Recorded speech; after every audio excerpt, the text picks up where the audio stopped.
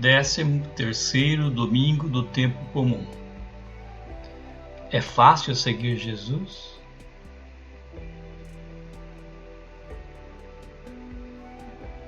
O Senhor esteja convosco, Ele está no meio de nós. Proclamação do Evangelho de Nosso Senhor Jesus Cristo, segundo Lucas. Glória a vós, Senhor. Quando se completaram os dias de sua assunção, ele tomou resolutamente o caminho de Jerusalém e enviou mensageiros à sua frente. Estes puseram-se a caminho e entraram num povoado de samaritanos, a fim de preparar-lhe tudo. Eles, porém, não o receberam, pois caminhava para Jerusalém. Em vista disso, os discípulos Tiago e João disseram: Senhor, queres que ordenemos desça fogo do céu para consumi-los? Ele, porém, voltando-se, repreendeu-os e partiram para outro povoado.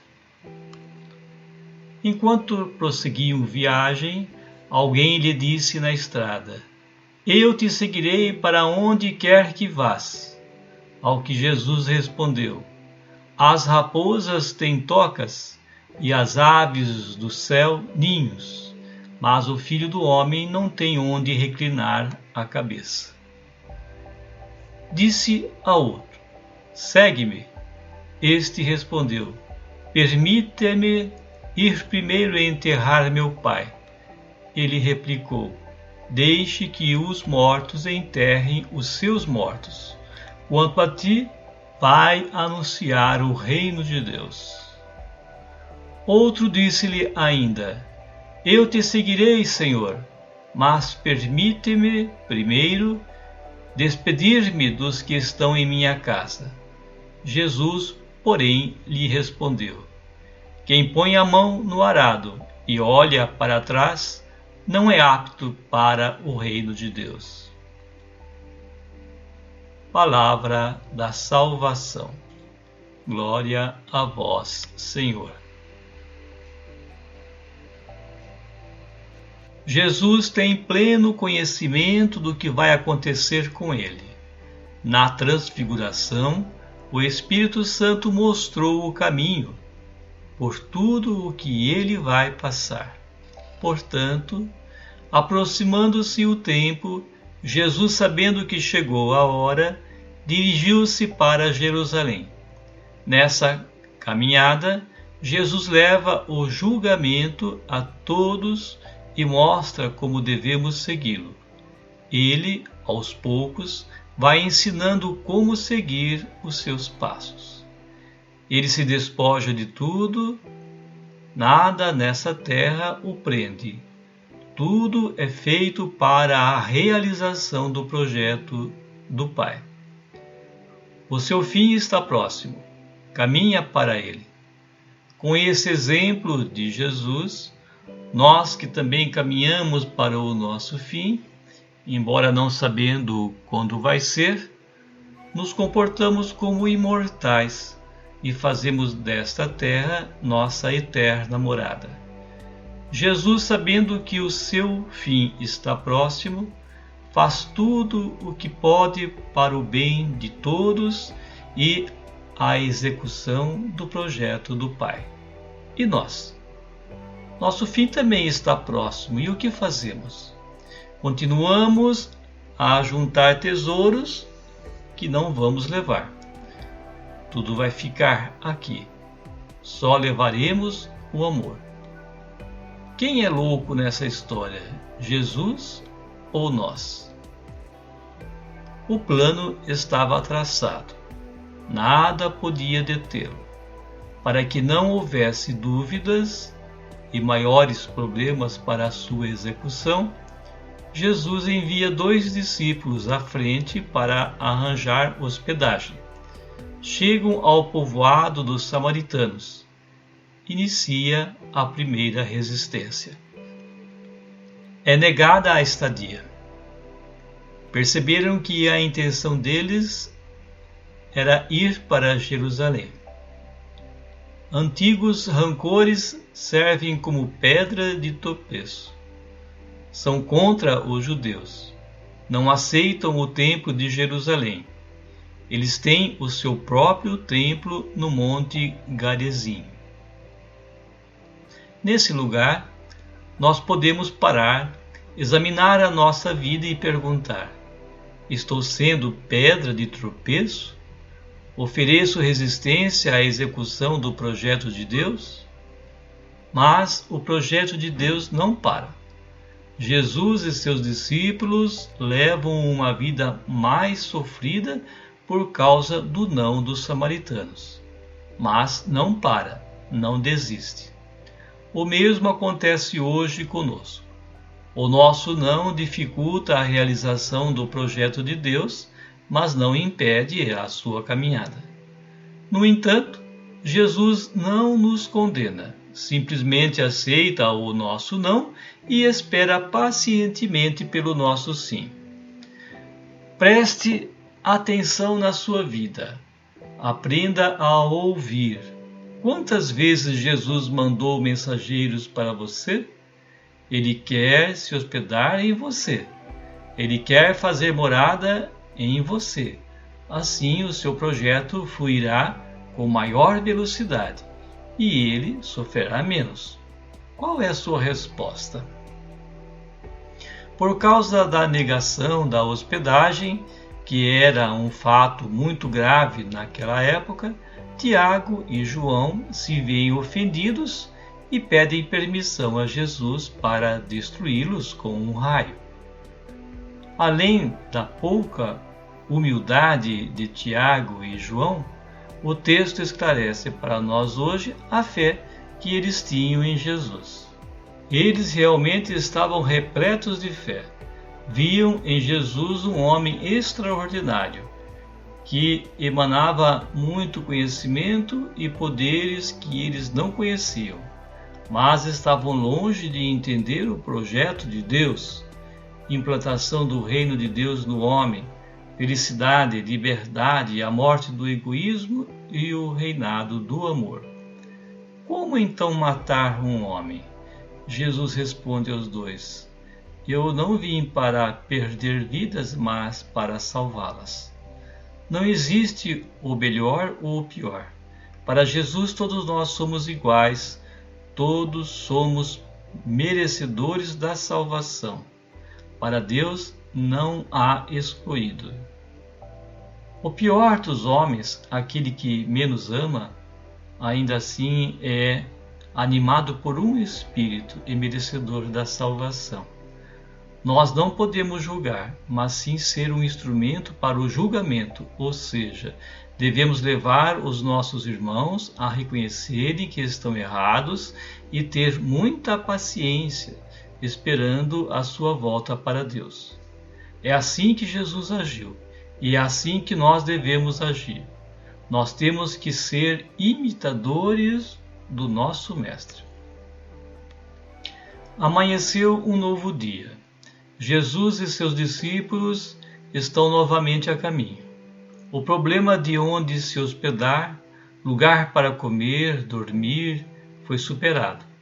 Não serviu como obstáculo para segurá-los, somente causou mais dor, sofrimento. Vamos analisar. Se não foi dada a hospedagem, onde passaram a noite? Como se alimentaram?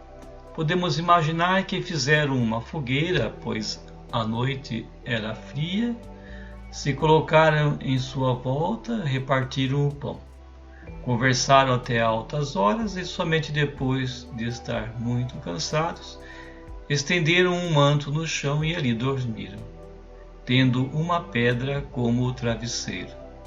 Dormir nestas condições é difícil. São poucas as horas de sono. Assim, logo de manhã, já estão prontos para caminhar novamente. É por isso que Jesus dá esta resposta a esse homem que quer segui-lo. Em outras palavras, você não sabe o que quer. Seguir o Filho do Homem não é fácil, nem mesmo tem onde dormir. Foi o que aconteceu na noite passada. O sofrimento foi grande, passamos fome, somos perseguidos pelos doutores da lei, pelos escribas e por tantos outros que se sentem prejudicados pela nossa presença. Hoje a história não é diferente. Quem quer seguir Jesus, ou seja, trilhar o caminho da santidade, do amor, encontra inúmeros obstáculos pelo caminho. Não é fácil ser bom neste mundo que prega a maldade, o egoísmo. Como Jesus mesmo disse, vocês serão como ovelhas no meio de lobos. Mais uma pessoa pensando em seguir Jesus. Mas havia um problema. Ele quer primeiro enterrar o seu pai. Naquela época, o enterro era sagrado, portanto, muito importante para aquele povo.